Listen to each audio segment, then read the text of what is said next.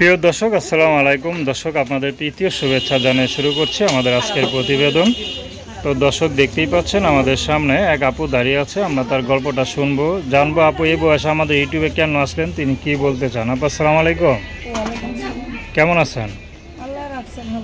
নাম কি আপনার? শিউলি, খুব সুন্দর নাম। তো বিয়ে শাদী হয়েছে তো নাকি? মাশাল্লাহ, ইয়াঙ্গা তো মনে হয় দেখে আরো সুন্দর ছিলেন, এখন যে সুন্দর মাশাল্লাহ।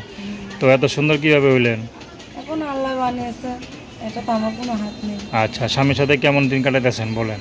বেশি দিন সংসার করতে পারিনি, গরিবের মায়া, টাকা পয়সা দিতে পারি নাই, যৌতুক দিতে পারি নাই, এর জন্য ডিভোর্স দিয়ে দিয়েছে। আচ্ছা, তো বিয়ের আগে কি যৌতুক দেওয়ার কথা ছিল? হ্যাঁ, দেওয়ার কথা ছিল, বাবা ছিল দিতে, আগে ছিল দিবার চাইছিল, এখন আর দিতে পারি নাই, এর জন্য। আচ্ছা, কি দেওয়ার কথা ছিল? টাকা দেওয়ার কথা ছিল, 50,000 টাকা দিতে, 50,000 টাকা। এর জন্য ডিভোর্স দিয়ে আবার আরেকটা বিয়ে করছি। বাবা কি করে?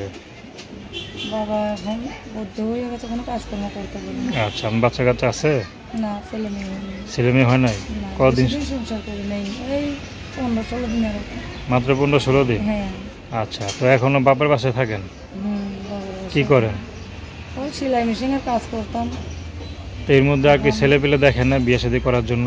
দেখলে কি টাকা পয়সা না লেগে গরিবের মেয়ে বিয়ে শাদী আচ্ছা, হয়।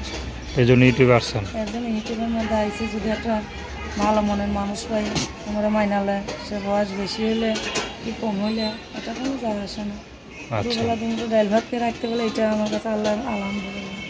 আচ্ছা আচ্ছা, তো আপনার সাথে কীভাবে যোগাযোগ করবে? আমার একটা ছোটো ফোন আছে, আমার তো বড় টাচ ফোন না, ছোটো ফোন আছে, এটার মধ্যে যোগাযোগ করতে পারবেন। কেউ যদি আপনাকে টাচ ফোন দিয়ে আপনাকে বিয়ে শাদী করতে চায় ভিডিও কলের মাধ্যমে, আপনি করবেন? বিয়ে শাদী করবো, আমাকে মিনা নিব, তার সাথে বিয়ে শাদী করবো। তো দর্শক, আপনারা শিউলি আপুর কথা শুনলেন। তো তার সাথে যোগাযোগ করতে চান, তার নাম্বারটা হচ্ছে 01885805596।